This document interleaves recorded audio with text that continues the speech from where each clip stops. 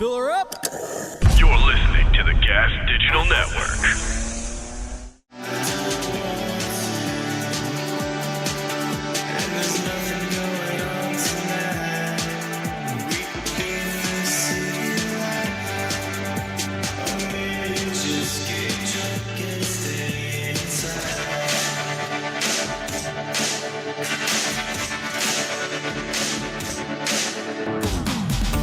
Good afternoon, Michael Malice here. Let that be your welcome for the next hour. We are continuing our crossover episodes, but we have a different crossover person this week. It is Thaddeus Russell, author of A Renegade History of the United States, head of Renegade University. Your book, A Renegade History of the United States, is one of the 10 books I say every person should read, and especially everyone on the right. And it is superb. If I can lay out your theme, and I want you to correct me if I get it wrong, because sometimes people lay out my theme and I'm like, that's not quite it. Your theme is that cultural innovation is predominantly a function of marginalized people. Not marginalized in the sense that the New York Times valorizes them, marginalized them in the sense that they are regarded as somehow less than, that they are powerless. And since they have very little to lose, this provides them an opportunity to fight for freedom. And then when people who are, not as marginalized looks at them and like, wait a minute, why is this loser or this, inferior person having this privilege? I want it as well. And then it percolates through the rest of society. Okay. So I would say not quite. Okay. Okay. So first of all, I'm not looking at all people who are marginalized. The argument is not that it's marginalized people who have made positive changes from our perspectives. It's people who violated particular social norms that were repressive of all people, right? So, prostitutes is the great example I use in the book, and people talk about it all the time, right? They were obviously violating like the biggest norm right there just by selling sex. But they violated a bunch of other norms because they made money, and so they were able to violate the norm of women owning property. That was not okay in the 19th century, but of course prostitutes were the first to do that.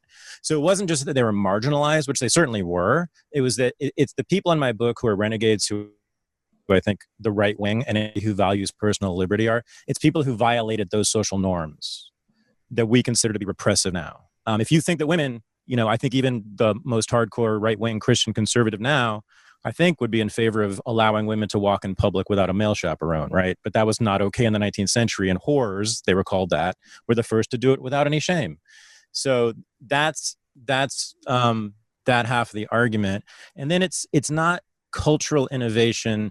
There's all sorts of cultural innovations. And my people, these renegades, these marginal bad people, they did absolutely create cultural innovations. I'm just saying that those are the ones that people like you and I, people who value personal freedom and independence and autonomy and all that, value, right? So that they should be there. But there's been tons and tons of cultural innovators who have been extremely successful in shaping the culture, who are scientific racists, who are fascists, who are communists, right, in our history. So I'm saying it's one particular kind of marginal people, those who violate repressive norms, who have created particular kinds of freedoms that people like libertarians and anarchists should value. And therefore, I love it, Michael, that you have been, and I've heard like so many reports of you saying this to people on the right wing, that my book speaks to them, or it should speak to them, or at least they should hear it, because it's locating a kind of liberty in a place they never looked before. Well, I don't think so. Let's talk about conservatism. And obviously, conservatism is not synonymous with the right.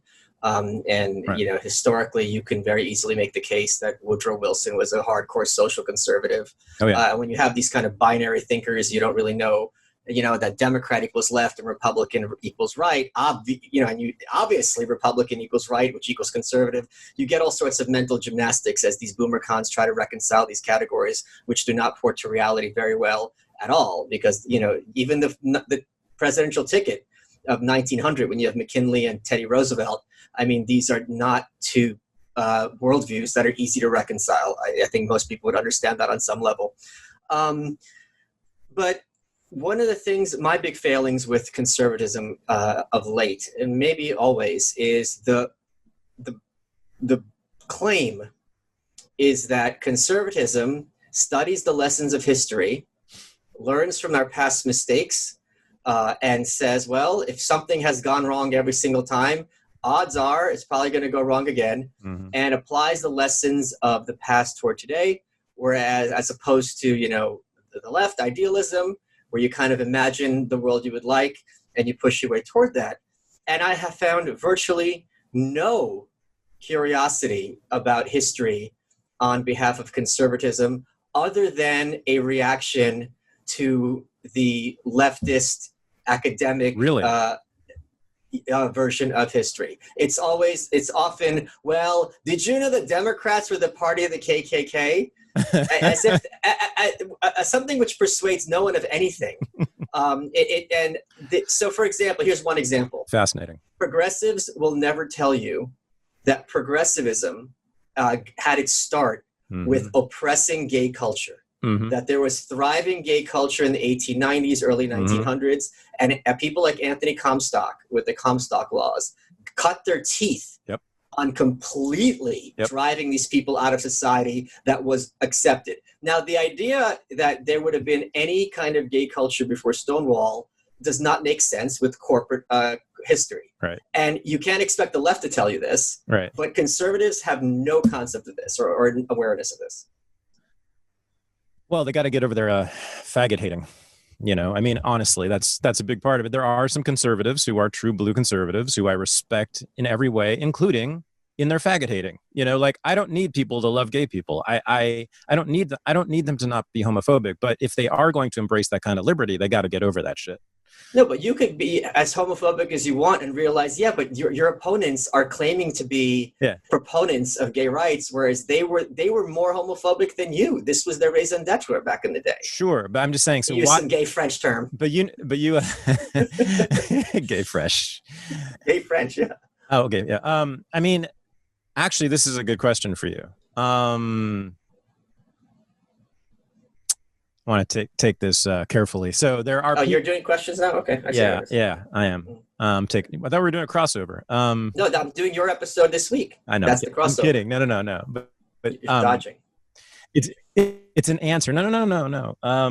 It does seem to me, Michael, that there are many people, not you. I'm talking about people that you know well. There are many people on the what you call the new right who are of the paleo con or libertarian, I would call right-wing libertarian tip, who have been accused of racism from what I see, based upon scant to no evidence that's like really clear. But what I have noticed among that cohort is a silence about race and racism and even often sometimes police brutality and stuff that's like easy for libertarians, should be easy for paleos and libertarians. But what do you make of that, or what is that about? And I want to get back to your thing about history, because that was fascinating about how the right, I didn't know this, the right is like deliberately stupid about history, because of course the opposite is so funny, right? The left, all they do is live in history. Like the world ended in 1965, basically, according to them, right? Like there's been no change. They don't live in history. They live in a creation myth. Well, yeah, but I mean, it all ended in 1965. Like they feel like America is like stuck in 1960, right before the Civil Rights Act. Right. And then now every Facebook update on their part is a march on Selma. I don't know any paleo libertarians who do not condemn the police with great frequency. Okay. There's plenty of paleo conservatives who feel the need to, if you feel the need to point out, and I understand why people would say this to some extent, that, well, George Floyd was on drugs when this happened to him. And, he committed these heinous crimes in the past, which is absolutely true. But your whole point is your worldview is a reaction toward what the left is positioning forward as of importance in this moment. Now, I can understand that because a lot of it is being disingenuous, but you're not really creating an alternative vision as opposed to, I'm not them. As paleo-libertarians, I think is it Robert Higgs, has this great meme about how I'll find it right now. Hold on a second. Well, no, hold on. This is exactly to your question. Well, hold on. Let me just hear it. And this is his quote. I've seen this go around many times. Robert Higgs. He says the good cop, bad cop question can be disposed of decisively. We need only consider the following. 1, every cop has agreed as part of his job to enforce laws, all of them. 2, many of the laws are manifestly unjust or even cruel and wicked. 3, therefore, every cop has agreed as an enforcer of laws that are manifestly unjust or even cruel and wicked. There are no good cops. This is Robert Higgs. So I see, like, if you're talking about the whole Mises crowd, I never see them running interference for the police. I agree with that. No, and the great Will Grigg, right? That was his main beat. And my God, there was no more ferocious critic of the cops than Will Grigg. Yeah. I mean, he was somewhere around Mises. I don't know. He was somewhere close to them. But look, like, this is not, let me ask this. Let me get back to my point. They are quite silent about race, though. Wouldn't you agree? The Mises crew, and I'm not dissing them because there might actually be a really principled good reason for this. I just want to dig into this for a second with you. Oh, I sure. I mean, I can't speak for them, but I would suspect the reason why they are silent on race is you're fighting your argument on your opponent's terms. Right. It's an irrelevancy. Right. They can't really win because once you're engaging, then you're just, well, blah, blah, blah. And anything you say will be taken out of context and misconstrued. And in a free society, there are going to be people who are, jihadis against racism, and that is their right. So I think that would probably be their biggest. And I don't think race is as interesting to many people as it is to you and me, and the history of how racism was socially constructed. Sure. Yeah. No. Okay. So that would be the generous interpretation of why they don't speak about race, and it may very well be true. And it reminds me actually of the hardcore Marxist sort of avoidance of race too, right? Because to them, right, once the class struggle is resolved with the socialist revolution, racism and sexism and homophobia and all the bad isms will go away, right? Well, they're not anti-homophobic. They were hardcore homophobic. The who? Homophobia was a function of capitalism, the Marxists. Oh, the original homosexuality, yeah. Homosexuality is a function of capitalism. Oh, yeah, the original Marxist, Lenin, was a noted homie, wrote about it. No, but I mean, yes. I'm talking about the current crop of Brooklyn Marxists, that's and actually the whole Bernie Sanders movement, right? They're class reductionists, and that's why they got into trouble with BLM 4 years ago, right? That's why those black women charged the stage on Bernie, because his whole thing was, once we get welfare and once we get medical care and once we get colleges for everyone, there will be no racism. That's his argument, right? Right. And he really was for 50 years of his political career. And then he he was like, oh shit, it's 2016 and identity politics rules the roost here. So it kind of reminds me, and that's why he wouldn't talk about race or racism or even police brutality as much as most people on the left would. So it sort of but it's a principled stand. I mean, you can disagree with it, but it's like a serious, principled, intellectually coherent idea, right? I'm not sure I agree with it in either case, but it sort of reminds me of that. In other words, it's not because Bernie Sanders and Lew Rockwell avoided talking about race, not because they're racist, but because of their politics. I don't know Lew Rockwell. So this is just like when I was on your show and you were asking me to say, what would Jared Taylor, if he was a kind of tree, what kind of tree would he be? You feel this need to ask me to speak on behalf of now someone I've met him once, who I've never spoken to or interacted with. I can probably do a fairly good job speaking for Tom Woods, the Very Failed Podcaster. We're buddies. Yeah. Dave Smith, I could probably do a good job speaking for. Lew Rockwell, I don't know. Okay. I can't speak for Lew Rockwell. All right. And we're not going to talk about Tom Woods, Dave Smith, and Lew Rockwell. We could talk about it on your show. Yeah. But I'm here to interview you. And I mean, if I start talking about Tom Woods on my show, my ratings are going to be zilch. Why is that? Because no one wants to hear about him. He's very failed. Gotcha. People want to hear about the cool stuff. He's very failed. I'm reading right now, Madison Grant's a book, Conquest of a Continent. 1916. No, this is the 1933 one. You're thinking of The Passing of the Great Race. He had a follow-up. Oh, I don't even know about the follow-up. Oh, wow. So I'm 60 pages in, and he is it's once you understand what this person is doing, it is almost painful to watch. So with this, he had The Passing of the Great Race originally, and this is The Conquest of a Continent. And he is using skull dimensions to discuss the various races, and he's making great pains to demonstrate that the people that he ends up liking were actually Nordic. Mhm. And the ones he doesn't like were Teutonic or Mongol. Yeah, it's hard to keep track of which race is which because my eyes are glazing over, to be honest. Mhm. And what was hysterical to me, and I put this on Twitter, is he was making the point, because the arguments were so parallel to today, and I think this might kind of allude to what you're talking about with why people don't talk about race. Yeah. He was saying that in the 1933 like centennial or some celebration about Washington's inaugural, something like that, that there were all these people on the other side who were trying to make it out like all the founding fathers were Irish. Well, let me tell you, that's a lie. They were Scottish. And he feels this not only does he feel this distinction is incredibly important, he's also pointing out, I'm sure correctly, that they are disingenuously, retroactively saying the Irish built America so that that could have validity in contemporary 1933 culture.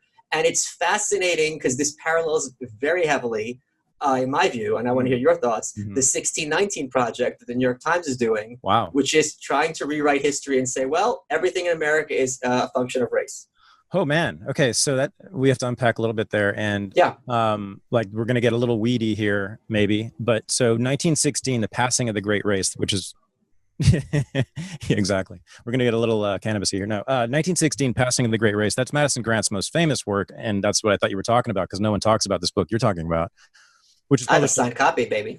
by Madison himself. Yeah. By the man. Damn. That's. I also have a signed Lothrop Stoddard. Oh, you told me that. Yeah. Damn. 30. Did you say 33 is published? Yes. Okay, 33. Yeah. So far after. So here's the thing: in the passing of the Great Race, which is what dictated essentially the 1924 immigration bill, okay, which Right. dictated immigration law until 1965. So this is a very, very important book, everybody. Yes. In that book, Madison Grant said, well, I don't know if you knew this, but the Irish used to be Negroid or some unknown origin, simian, something not white. But he says in the book, and it's a very brief passage, but you can look it up. He says, but now, through hard work, Oh, is he really? basically, I read that book. I didn't catch it. Okay. I think so. Everyone can go look it up, but I think it's basically that argument, like through like reforming themselves, which is what the Irish had done. In fact, right? They'd all become cops and firefighters and politicians and civic leaders, right? Democratic Party leaders. They'd become like civilized Americans to prove that they were white. He's like, well, you know what? Because of all that, not only are they white, but they're Nordic white. They're the best white. And it's so the Irish had ascended in less than a century from white niggers and chimpanzees, which is what they were called, okay, in the 1830s and 1840s and 1850s, to not just white, but like the really good white, the Nordic white, the best white. What's what Madison Grant called the white man par excellence. That's evolution, baby. Quick. I know the Irish move fast in the evolutionary chain. Well, when you're breeding so quickly, of course it's going to go through generations much faster. But our people, more your people than mine, but whatever, the Jews, I think they did it even quicker because as of 1930, they were widely suspected still to be at least part black. Like, you know, that changed in the 30s, but like in the 20s for sure, because the Jews owned all the goddamn nightclubs with all the Negroes in them playing all the jazz music, right? So between like 1930 and 1945, by the end of the war, oh God, they were 110% American. So that's very fast. The Jews moved 15 years, you know, you moved all the way from the bottom to the top. I'm reading, so it says they are fully as Nordic as the English and the great mass of the Irish. I'm looking through this. It's just fascinating. There it is. But you don't pick up on it. I think he says something about like because of their, you know, changes in behavior. I mean, it's some reference to the way they've like, you know, built themselves up. Wait. They are not to be considered as. Oh, here we go. The Scotch Irish. This is not what you were saying, but this is kind of funny. The Scotch Irish, who were numerous on the frontier of the Middle Colonies, were, of course, of pure Scotch and English blood, although they had resided in Ireland for 2 or 3 generations. As if that's possible. Okay. They were quite free from admixture from the earlier Irish, from whom they were cut off socially by bitter religious antagonism, and they are not to be considered as Irish in any sense. Oh, that's so funny. You know why? So I'm part Jewish and part Scots-Irish. So he's talking about my people. Do you know about the Scots Irish that he's talking about, who settled in the middle colonies? They Please. were motherfucking savages. They were like probably the biggest renegades in American history. They just like had parties and shot it out with any government forces that came near them. And they partied with the Indians, and they had like interracial relationships, and they distilled whiskey when it was totally illegal. And I mean, they were like a rowdy, violent, anarcho-capitalist commune, basically, the Scots Irish, and that's their heritage, and like a long heritage of just being like the worst bar fighters ever in terms of, getting into bar fights, but very violent, nasty history. So like to say that they are absolutely not Irish is hilarious. Hey guys, Michael Malice here. I want to tell you about my favorite underwear, Sheath Underwear. If you go to sheathunderwear.com, use code Malice20, you get 20% off, SHEATH. Why do I love Sheath? Okay. They brought it down to the studio, and it has one pouch for a certain part of your anatomy and another pouch for the longer part of your anatomy, and it keeps them separated. I'm like, all right, what is this? And now I tried them, and I absolutely love them. They're super, super comfy, and they're a little bit subversive. They also have a line for women too. I don't know what's going on over there for you ladies. That's your department. If you don't love them, 100% money back guarantee. If you go to sheathunderwear.com, use code Malice20, you can get inside my pants for 20% off your order. They got started on Kickstarter just like I do. As they put it, it's an inverted kangaroo pouch for your Joey that keeps your junk from sticking to your legs. Really great stuff, and I'm proud to be a satisfied customer. What I want to learn from you is a lot of times I will go down you and I are interested in learning about things that good people don't talk about or learn about, right? Like people like Hubert Selby's book Last Exit to Brooklyn is a novel about junkies, and you don't talk about this kind of thing, and it was very much suppressed. And nowadays you will have someone go on television, a celebrity, and they're in rehab and they're lauded for having been an extensive drug users. Where before then, just pretended these people don't exist. So there was historically and in contemporary times often a concerted effort to vanish certain behaviors or certain populations, which makes it hard to unvanish and find traces of them in history. What is your method for uncovering these types of people? Killer question.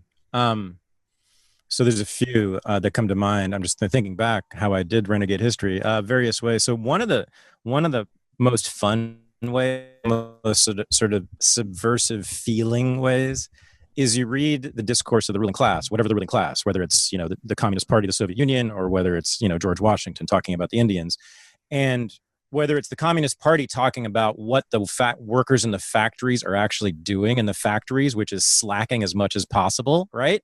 Yeah. Or it's George Washington talking about the white people, like in Philadelphia and New York and these places in Virginia that he saw, who were a bunch of drunken savages, just as worse than the Indians and the Negroes that he was enslaving and killing, right? And so you can now do two things once you get that evidence, right? You have sort of ruling class people of all kinds talking about what the subjects underneath them are behaving like. Now you can either say, which is what the left does, oh, they're lying. The working class, the poor people, oh, they weren't drunks and whores. Right. And they worked hard, and they believe in the dignity of labor just like everybody else. They're so bourgeois and middle class, they don't even know it. Their values are so absolutely like ruling class bourgeois, but they don't even know it, right?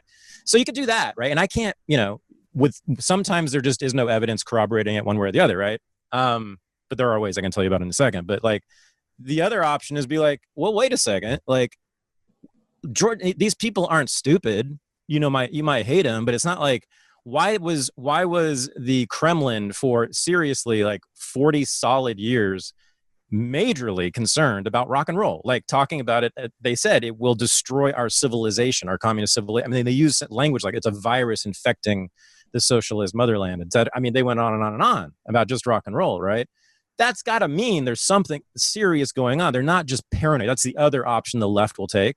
They'll say, oh, the ruling class was just paranoid. Actually, the working class was not like that at all. But then I'm like, wait a second. I thought the working class and the poor were immiserated and revolting all the time and rebelling. What are you fucking talking about? Right. So anyway, but I call that cutting against the grain, doing research against the grain, right? You're sort of saying, if the ruling class is saying this thing is happening, there's a good chance it is, unless it's someone who's completely psychotic like Idi Amin or something like that, But even he had a sense of like, just how popular he was and just how like orderly his citizens were, right? So that's one way. The other way with African American history, this was the most fun thing, and I didn't know this, but it turns out I was a pioneer because a scholar who runs the journal that published my article told me this. But like, for African American history, if you aren't African American, even now, I bet even if young Black people now don't even know about this, but pretty much I would say 100% of Black people in this country between 1945 and 2010 knew all about Jet and Ebony magazines. Like these are Black magazines for Black people, published by Black people, and they reported sort of just kind of the raw stuff. Like they were pop culture stuff, pop culture for Black people. So historians had never looked at that. They came out weekly. Jet came out weekly, and Ebony, both of them came out weekly for years and years and years, right? So it's like, what are Black people actually doing? What do we think when you ask the typical American of any color, what do you think Black people were doing about, say 1950 or 1960? It's one, they're getting their asses kicked by the Ku Klux Klan, right? Or they're marching with Martin Luther King, and that's it, right? They're victims or they're martyr heroes, right? Well, if you look at Jet and Ebony, I opened the first issue, 1946, I think it was, and there was a full center spread devoted entirely to a Black gay drag ball in Harlem that had white drag queens as well. It was integrated, and they devoted like 2 full pages with photos, multiple photos of men dressed as women dancing together and performing on stage. And this is in 1940 goddamn 6. And of course, it's not mentioned anywhere in the rest of the media, right? This is the height of the gay purge, right? This is when you get fired if there's even a suspicion that you're gay. You get rounded up at the bar every Saturday night and taken down to the courthouse and have your photo shown in the papers to shame you. This was when they were crushing homosexuals in the white world, but in the Black world, the gay scene, the origins of RuPaul, way before RuPaul, and there was actually even further back, there's more, but there was a humongous gay drag scene across the country, and this was in every city. This was in Harlem and Chicago and Detroit and New Orleans and San Francisco. Every single Black neighborhood had this going on, and you had hundreds and hundreds and thousands of white people coming to these venues to see these performers, right? How transgressive and amazing is that? This is during Jim Crow, okay, and this is also happening in New Orleans. Little Richard was one of the biggest drag queen stars of all time. Princess LaVon was his stage name. In the middle of Jim Crow, right? In the middle of the Cold War, in the middle of like the repressive 1950s culture when homosexuality is seriously being banned, right? When like basically dissent of any kind is being terminated in all sorts of ways, right? You're getting people literally locked up for their ideas en masse, not in a small way, not like now. You have this incredibly liberatory culture that's just exploding right in the middle of America, but no white person's aware of it. And no historian's been aware of it because they thought Jet and Ebony were about trifling, stupid things that the Black people waste their time on. But this is also a concern within Black culture because, as you know, going back an earlier generation, in 1927, I think it was, there was a magazine that came out of Harlem called Fire, 1926, excuse me. And you had Langston Hughes and Wallace Thurman and Zora Neale Hurston. Right. And Aaron Douglas did the cover. They all collaborated. It lasted 1 issue, and then it actually, all the stock burned in a fire, ironically enough. And their whole point was to discuss Black people as human beings, which means sometimes we get drunk, sometimes we fight. And this was an outrage for people like W.B. Du Bois, who was the head of the NAACP, who thought it was unacceptable when Black people are trying to gain respectability to be portraying them in literature as anything other than, kind of saintly or victims. Yeah. So this has been an argument not just across races, but within the race. Awesome. For over 100 years. Oh, yeah. Great. Oh man, I'm so glad you reminded me of Fire. I forgot about that moment. I mean, I always talk about Langston Hughes's The Negro and the Racial Mountain, which is published in 1927. So it was in the middle of that big. This is like a crucial turning point in sort of African American history on the cultural front, because this was when, as you're saying, like there was a fight between what was now called respectability politics. Yes. Yeah. And what you would just call non-respectability politics or something, but like, and so a lot of the Harlem Renaissance great poets and artists and writers were for basically mimicking white and European culture. So a lot of their paintings looked a lot like European painters' paintings, et cetera, right? And their fiction looked a lot like British novels, right? But there was Zora Neale Hurston, as you were saying, Langston Hughes and others in the Harlem Renaissance who said, wait a minute, hold on now. Like, have you not listened to this music that our people have been creating from New Orleans recently? You know, that all the white people in the world want to listen to, right? That's taken over not just our cities, but Berlin and Paris too, right? You know, it's distinctive as hell, but clearly there's a lot of power. And hey, frankly, we enjoy it a lot. You know, many of us do. And so Langston Hughes said, don't worry about what white people do. Our culture is well worth celebrating on its own. And if we want to get into why I agree with Langston Hughes, we can. But like, there are so many parts of African American culture, the American descendants of slaves, they like to say now, that for me, like, if we didn't have it in this country, it would be a radically different country, and one I would have to debate whether to live in. Like, I don't know. Is it? So, Yeah. what I want to pick. So you just mentioned something that I hadn't realized or thought about until now. My view is that corporate America takes cultural innovation, consumes it, and excretes it in a manner that is palatable for the masses. And I use that kind of excreting after you've consumed things as advisedly.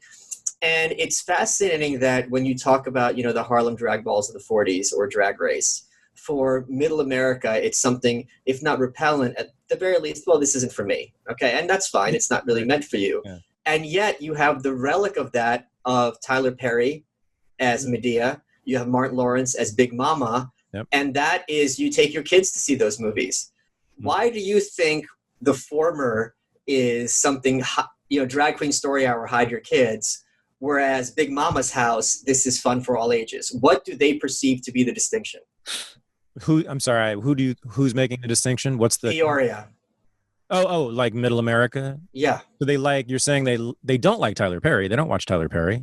Well, no. Like Martin Lawrence, they're comfortable with that. Like, yeah, it's not. It doesn't make them upset if like their teen kid was watching that. They would just roll their eyes because it's right. You know what I mean? But what does make them upset? Little Richard, drag balls. Oh.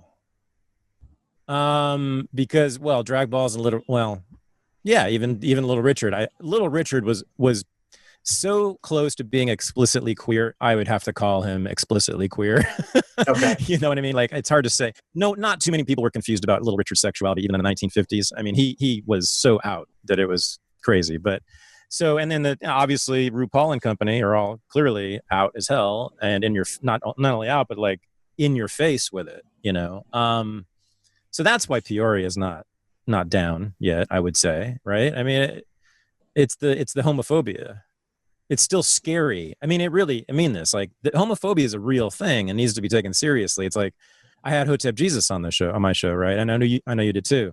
And we talked about it. And I sort of said, you know, like, why is it that what is it? Why are you homophobic? He said, you know, I don't know. I'm just like, but I could tell it was like a fear of I don't know what it was, penetration, humiliation, being dominated by another man. I don't know what homophobia is made up of, but it's something to be taken very seriously. This is the second time I've mentioned it as a block to like people on our side of the political fence going places that might be good for them. Not, and I don't mean becoming gay, right? I mean, I just mean like, once you know this because you're one of the few people who've done this. Like, you've taken homophobia just wiped away, and you have enjoyed. You're like a huge fan of RuPaul's Drag Race and see the brilliance in it, right?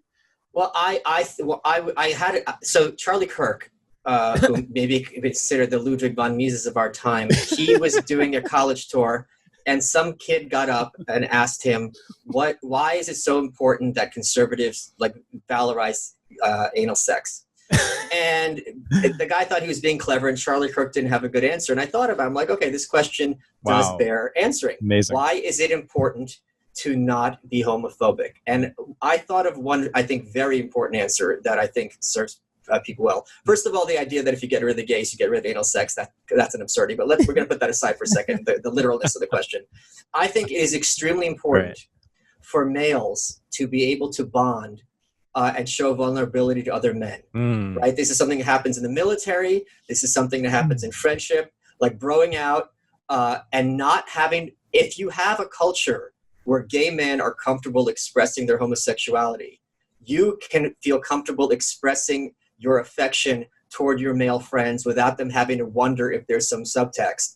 And male bonding, historically, is extremely important. It is extremely important on a personal level. It is extremely important on a cultural level. But if you have that thing where everyone's like, what does he mean? Is he putting out feelers? You lose a lot of that. And that, especially for the right wing, should be something that is terrifying. And I'll give you an example. Like in Russia, men kiss each other on the cheek, right? And if you made a joke, like these two Russian men greet each other, kiss each other on the cheek, at those men, it would be like making a joke at a dad kissing his son in the forehead, right? First of all, the reaction would be like, what the hell is wrong with you that your mind goes there? And second, it would probably be like an incentive, opening to almost violence, because it's such a shift from the Overton window of where we are.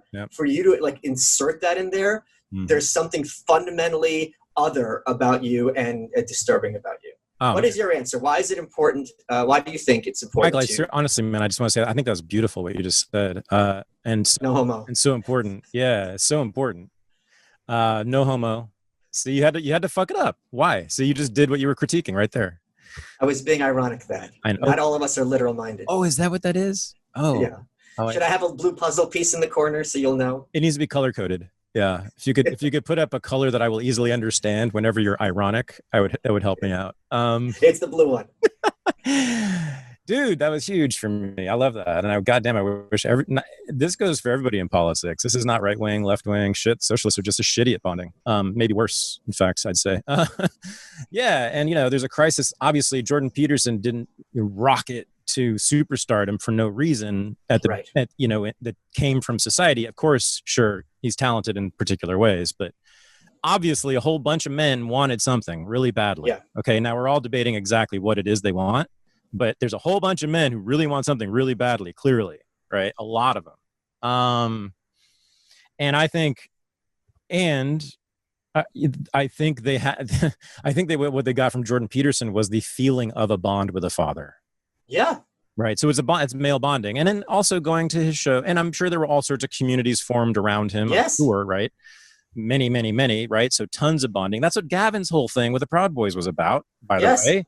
Like the most misunderstood thing ever in history. I mean, I think it's stupid and I completely disagree with the politics and blah, blah, blah. But it was just a dumb boys club that gave boys an opportunity. These were boys acting like boys, which is great. Boys an opportunity to bond together physically, except, and not through the goddamn screen all the time. Yeah. Or not at all. I think there's a huge hunger, right now for that. Among men, among other things. I mean, this is why we kill ourselves at what rate compared to women? It's right. Like, do I need to go down the list, everybody, right? I mean, the men's rights activists, that fucking movie, The Red Pill, like, I couldn't stand her. And it was obviously basically agitprop for the MRAs. And I think they're idiots in, like, playing the victim card themselves and saying, women forced us into the coal mines. No. Right. Men and women did this all together, I believe, cooperatively. Like, you agreed. There was a contract essentially over millennia. Like, no women were like, you know what? I want to go into the coal mines. You stay up here, hubby. But having trashed that part of the MRA, the rest of their argument is like searing. It's like, it's so important. I mean, to understand what's been done to men in this society. We know all about what's been done to women, all of it bad. And we agree, basically, right? But we've never taken account of what the other half has done in terms of a toll on human beings known as men. I mean, just take conscription. Just take that. Just conscription, right? Every single army in World War II was a conscript army. Every single one. Out of 65 million people dead, right? A huge chunk were slaves. Every country enslaved their people, and they were all men, basically, almost all men. So yeah, thank you. Masculinity. I mean, sorry, this homophobia. I love that idea though, that like by gays being gay and letting them be gay and even celebrating them being gay, right? It's like, now it's clear what's going on when I put my hand on your shoulder or something like that, right? Yeah. I mean, right? It's like, we know who's doing what's what, right? Instead of being in the closet, obviously, right? You have secret things in a society, there's going to be all sorts of distortions. And historically also, just as a side note, a lot of these closet gays were prime to be turned by the communists who were blackmailing them, they weren't committed commies. The Soviet Union's like, all right, now we know you fuck dudes. Here's what's going to happen. You're going to work for us from now on, and we're going to keep our mouths shut, or we will ruin your lives, and your parents are going to disown you. So what's it going to be? And I mean, they did it all the time. Was that, do you know much about, I mean, I believe you totally, but like, did that come on the Venona cables? Do you know, or do you know, like? I'm sure it did. I'm sure it was in there. Wow. Let me ask some questions from the audience.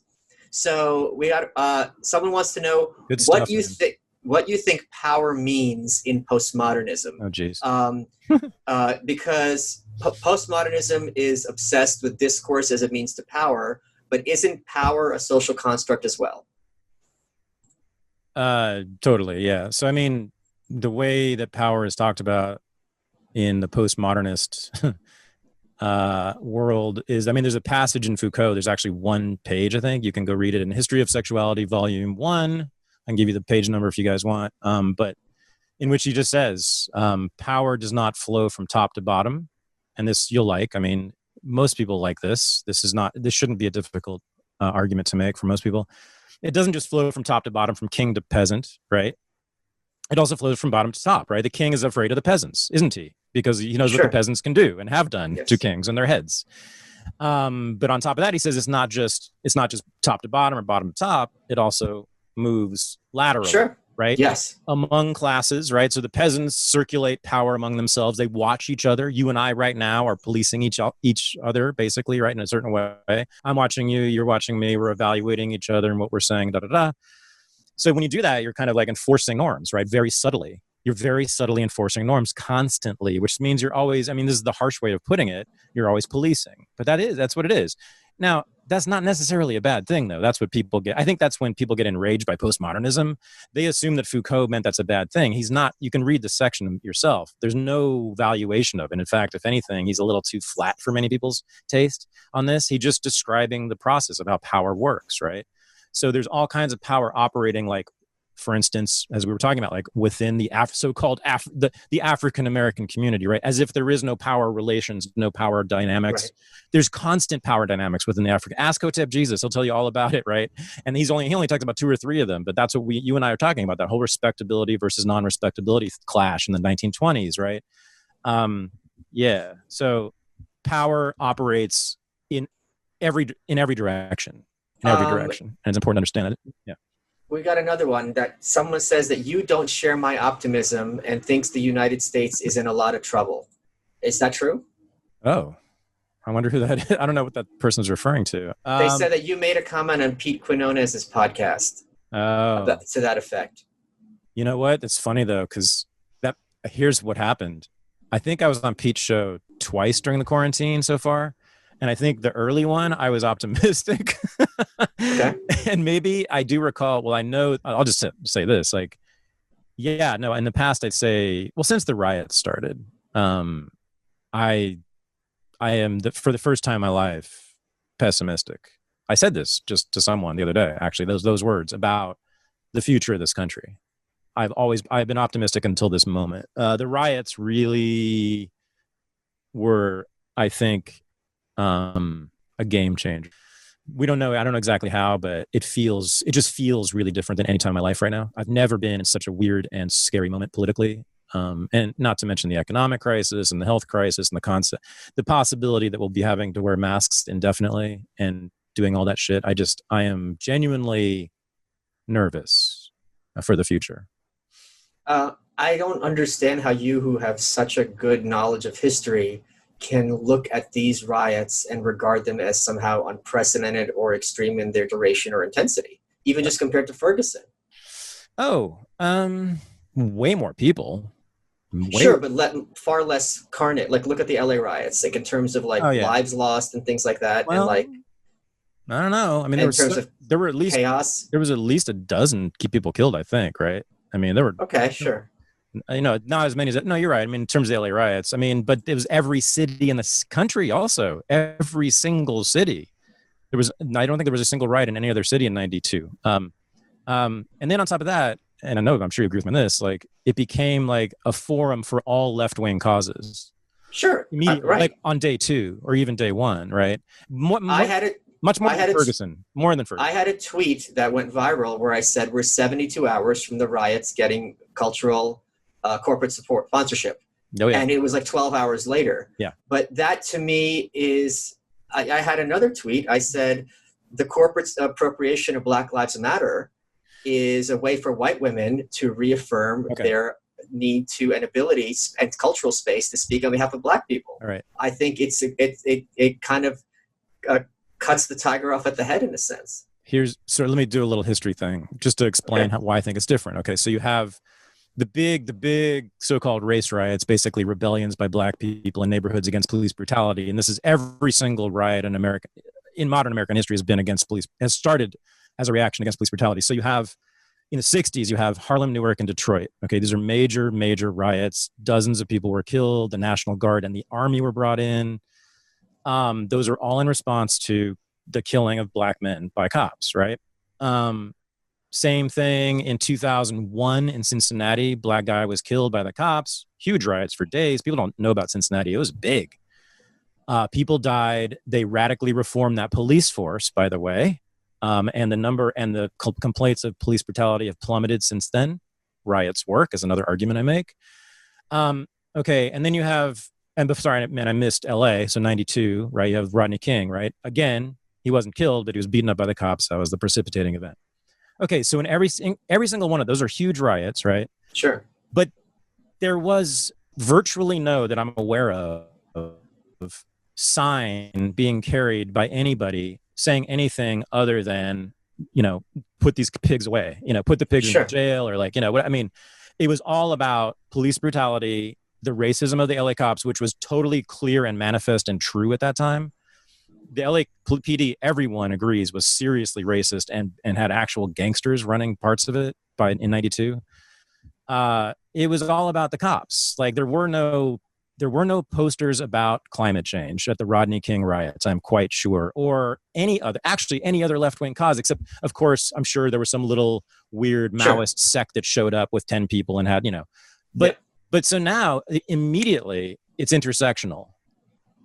Right. And I guess intersectionality, even though I've been sort of poo-pooing it as being important, I guess it is important in a bad way now. It's like, you're not allowed to talk left-wing politics without talking about all of left-wing politics. You're not allowed to be woke about one thing without being woke about the entire thing, the whole project. Except, do you notice one thing? What's the one left-wing issue that they have not mentioned in all these riots and protests? The only one is war. These scumbags. Like, every climate change is relevant, but the war, you're not going to talk about the war? I mean, the ongoing endless wars, multiple, we're killing Black people, the poorest Black people in the world in Yemen and Somalia, and none of you care? I thought you cared. There's not a mention of it, but there's a mention of like Monsanto and GMOs at a Black Lives Matter protest. Like, what is this? But how is that a reason for pessimism? This should be a reason for great optimism. The mask is dropping. Because I'm sorry, because I was a college professor, as you know, for 25 years before this career I have now. So I know that whole generation that's graduating. I know that whole generation that's going to have all the corporate board seats and all the political offices. That generation just started with AOC. That's the first glimpse of it. They're coming in big numbers. Sure. I'm not kidding, because I was there on the... I'm not disagreeing with you. Right. And so that's AOC is the future, guys. Like, how do you not know that? That's obvious, right? I guarantee you that's who the campuses are pumping out. You know this. So who do you think is going to be the Congress people in California 10 years from now? I think it's a lot easier to marginalize AOC than to marginalize Nancy Pelosi. Not when they're running all of Congress, man. I'm saying, like... I don't see that they have the numbers to run all of Congress. Now you sound like an alt-right type. Not yet, but I'm saying AOC is 27 or whatever, right? Like, so she's young. I'm saying there's more to come. There's a whole generation of these people who think like this. And look at the media. Right. Look at the entire mainstream media is fully woke now. The New York Times, as bad as it's always been bad. It's always been the establishment, but it has never been psychotically woke and like taking directions from basically adolescence. They took directions from Stalin. Well, yeah. They defended the show trials and the gulags and the genocide. What? The New York Times? You did not know this? Okay, I can't wait till you read my next book. Yes, I have the receipts, motherfucker. I They don't. covered. I'm not They arguing. covered up. I'm not I'm not arguing. saying you're arguing. I'm Yeah. just saying I'm surprised you don't know this. This is why Uh, my book is so important. No. There's no hemming and hawing. okay. Walter Durante in the New York Times explicitly said there is no genocide, and that anyone When? talking about it, 1933. I have a whole Oh, in thread. the 30s. Yeah. Yeah. Then they became, And but that they became, but so was everybody. Like they became anti-Stalin. no, not so was everybody. There were plenty of people who were speaking out, and they were mocked and denigrated, just like today, by the people who were the establishers of popular opinion. The issue was back then there were no alternative venues, or very few, Yeah. to rip the mask off of these their depravity and malfeasance. Okay. Whereas now there's more venues than you can count. Sure. I'm just saying in the 30s, a lot of liberals and progressives were very soft on Stalin. That's all. And by the 1950s, Sure. they were total Cold War. They invented the Cold War. So Yes. to say that they were pro Stalin is bending it. That's what I'm saying. They were, for a second they were, and then they completely changed their tune, and they basically created the Cold War. The liberals who run the New York Times. They created the Cold War with the Democratic Party. There's no doubt about it. You could say there's no doubt about it, but it's a little more ambiguous than that, because there's plenty of blame to go in every direction. There was a long period of time where we were told that kind of disagreeing with the Soviet Union is inviting nuclear war. At the very least, by the 70s, détente was a given, and Thatcher and Reagan were lunatics who were going to bring about nuclear winter. Because if you stand up to these people, they're going to have they're going to nuke us, or vice versa. Genesis had a song about this and a music video about this. And meanwhile, the Cold War ended peacefully and liberated half the world, and they don't like to talk about that because this isn't their victory. And I'm going to change all that. Let me ask you this. This was another question that fans had. Yeah. What is going on with your next book? And how's because I know what it's like to have glacial progress. So what's going on with your next book? What happened is, I think I've told this story before, but what happened was I pitched the book to publishers, and it was just going to be a history of American pop culture in the Middle East since 1945 and all of its liberating influences that I know you've talked about, we've talked about here, right? And the publishers said, that's great, but actually we want you to tell that story, but for all of American history, for all the world, right? So the project got 100 times bigger, or infinitely bigger, really, because I had to learn all these histories of other countries and how the influence of American pop culture infiltrated and stuff like that, while telling the big foreign policy story too. So you get a full history of the foreign policy from the founding to the present, but you also get this sub story, right, of pop culture, American pop culture seeping in underneath authoritarian regimes and subverting them from within. It's just a gigantic goddamn project. So I am proud to announce, though, that I am halfway through the final chapter. which is actually the book proposal. I'm on the Middle East section, so I'll be done pretty quick, and then published next year. What has been some of the biggest books from America that have changed the world without us probably even knowing about it? Biggest books from America? Oh, I see. Yeah. Oh, books. Huh. Well, my renegades are not authors, right? They're like drug dealers and pimps and stuff like that. Although, actually, there you go. What's his name? Iceberg Slim? Iceberg Slim. There you go. Maybe, I don't know. It'd be interesting to see. I'm sure that there are a lot of kind of hood kids in Paris who know about Iceberg Slim, right? If you go to Paris, I was in Paris 2 years ago, and that's Black City now. There's a huge number of West Africans and Arabs who are totally hip hopped out. Totally they're like Bronx kids, So I was going to say, I don't know about books, but hip hop is just taking over the entire world, and that's awesome. Well, I mean, what about from the 19th century? If you're going back that far, what American pop culture has influenced the rest of the world? That is it Walt Whitman? No. In terms of books, I'll tell you exactly what it was. Dime novels. Which had cowboy stories, right? So yes. So the great Edelweiss pirates, the great German children, the Aryan children who said "fuck you" to the Hitler Youth, took to the hills and fought the Gestapo in the streets during World War II. The greatest heroes of all time, basically. They called themselves. Many of their gangs were called the Navajos and the Indians because they read. Really? Yes, the Cologne Navajo. They kicked ass on the Gestapo, man. Yes, and they got that from the dime novels. Yeah, American dime novels. They loved American westerns and dime novels. Yep, and detective stories, and women especially loved women's dime novels because they're all about single women having adventures, meeting a handsome man who's rich, and oh my God, now they're a princess. And that was the standard plot in a dime novel, and they sold like millions to working class women all over the world. I cannot. Is it going to be called The Renegade History of the World? Freedom, baby. You know, we have a working title we don't love. We're still working on that. It will not be called that. Not sure. Is it called The N-Word? Oh, damn it. Now we definitely have to change it. The N-word, the N-word history of the world. I think that's been written though. Well, there's a book with that title called The Biography. Well, there's also Dick Gregory's book, which is just the, and then there's Randall Kennedy's book, which is also just the N-word. Yes. We don't get to do that. So we don't get to do that. Thad, we're running out of time. All right. What has been your favorite part of this episode? Your takedown of homophobia by far. You are gay.